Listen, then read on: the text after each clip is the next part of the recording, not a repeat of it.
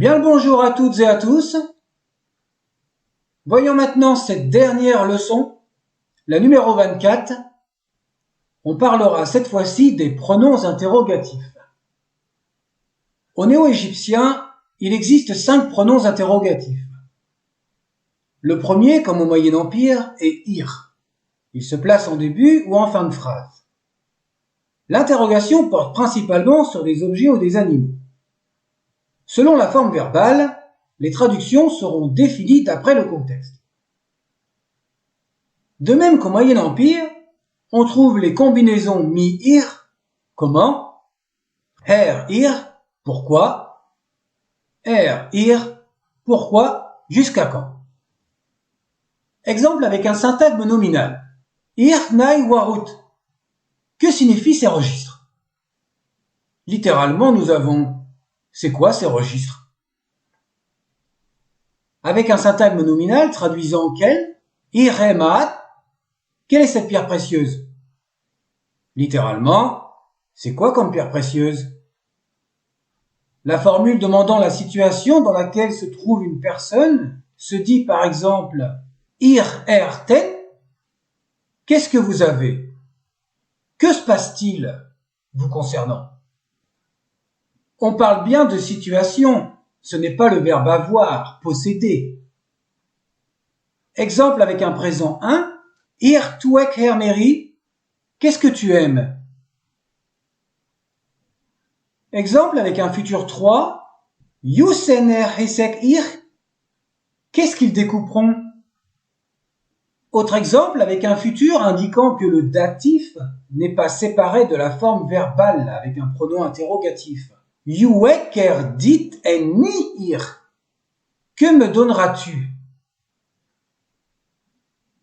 Exemple avec la forme du non accompli, voir la vidéo numéro 89, renforcée avec la particule ya de la vidéo 98, que l'on traduit par pourquoi. Ya ir pa yesra. Pourquoi est-elle apparue? Et un exemple avec un temps second, I irief chesu mi ir hena ir. Comment les a-t-il relevés et pourquoi? Le pronom interrogatif nim n'est employé que pour désigner des personnes. La traduction se rend fréquemment par qui, quel. Il existe un équivalent employé très rarement, itch. Ces deux pronoms interrogatifs peuvent être précédés par m pour indiquer une emphase. Exemple avec un pronom indépendant. Netetet nim. Qui êtes-vous? Exemple avec un syntagme nominal. Nim nai shutyu. Qui sont ces commerçants? Avec un temps second. Nimidief nashebu. Qui donnera les provisions? Avec un futur 3 dont le pronom nim est le sujet principal. You nimer mekiek. Qui te protégera? Exemple avec l'égyptien de tradition avec la copule you plus la préposition er signifiant le verbe aller se déplacer. Youeker pernim. Chez qui vas-tu? Exemple avec le nouveau pronom COD, ditu ennim. À qui les a-t-on donnés? Exemple au perfectif ou au prospectif, dont on a vu jusqu'à présent que les formes verbales sont identiques. Em nim jedef naim melut. Qui a prononcé ces paroles? Qui prononcera ces paroles? Exemple avec un temps second. Em nim ime her naiten derfu. Qui a complété vos documents? Exemple avec le pronom itch.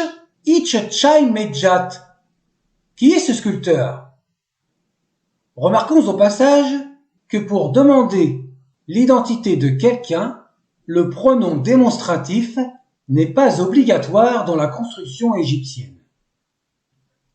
Exemple avec une proposition relative, em mitch isin her sa pa hesep. Qui a attendu derrière le jardin? Le pronom interrogatif tenu possède le même équivalent que celui du Moyen Empire. Il est traduit par où, d'où.